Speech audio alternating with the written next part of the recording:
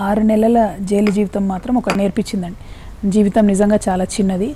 చేయాలనుకున్న పనులు చాలా బలంగా సీరియస్నెస్‌తో సిన్సియారిటీతో చేయాలని జైలు జీవితం అయితే నేర్పించింది. అన్నిటికన్నా ఎక్కువ ఆత్మగౌరవం ఇంపార్టెంట్ అన్నది కూడా జైలు జీవితం నేర్పించిందండి. అక్కడ నిజంగా కూడా ఉండేటటువంటి పేద ప్రజల్ని, మన పక్కన ఉన్నటువంటి అనేక మంది మహిళల్ని చూసినప్పుడు అసలు సరే చిన్నప్పటి నుంచి కూడా పుస్తకాలు చదవడం అలవాటు, అనేక దేశాలలో అణగారిన వర్గాల గురించి తెలిసినటువంటి అంశం ఒక పక్కన ఉన్నా కూడా ప్రత్యక్షంగా చూడడం వేరు, ప్రత్యక్షంగా జీవితం పంచుకోవడం వేరు.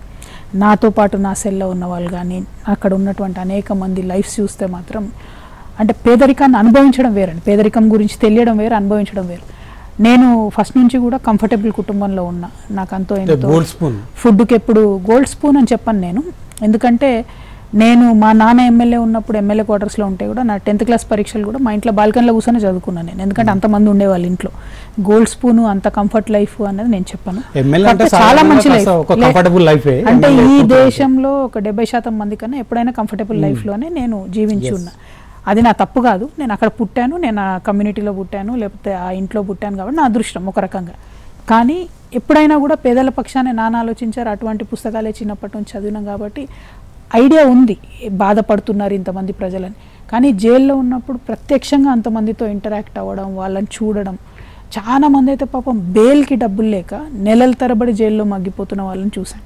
అంటే డబ్బు లేకపోతే ఎన్ని ఇబ్బందులు ఉంటాయి ఈ దేశంలో అనేది ప్రత్యక్షంగా అనుభవించిన నేను. డెఫినెట్గా నన్ను మార్చిందండి, ఒక చాలా సీరియస్గా మార్చింది. కష్టాలు అనుభవించే వాళ్ళ బాధలు తెలియాలంటే మనం కూడా కష్టం అనుభవించాలి. డెఫినెట్గా అండి. ఇప్పుడు మేము మా రాజకీయ నాయకులు అందరం కూడా పల్లె బాట పడతాం, ఊర్లలో పోయి నైట్ ఉంటాం. ఎందుకోసం? చూడడానికి, ప్రజల జీవితం దగ్గర నుంచి చూడడానికి. కానీ నేను మంచికో చెడుకో నాకు 6 నెలల అవకాశం వచ్చింది పేద ప్రజల జీవితాన్ని అబ్జర్వ్ చేయడానికి, వాళ్ళకుండే రకరకాల కష్టాలు గమనించడానికి. డెఫినెట్గా it change me as a human being. దాని నుంచి నేను ఏం చేస్తాను, what can I do for them అన్నది మాత్రం నేను ఆలోచించుకున్నా డీప్గా. రెస్ట్ ఆఫ్ మై లైఫ్ ప్రజల కోసమే ఉంటా అండి నేను ఖచ్చితంగా, చాలా సీరియస్గా.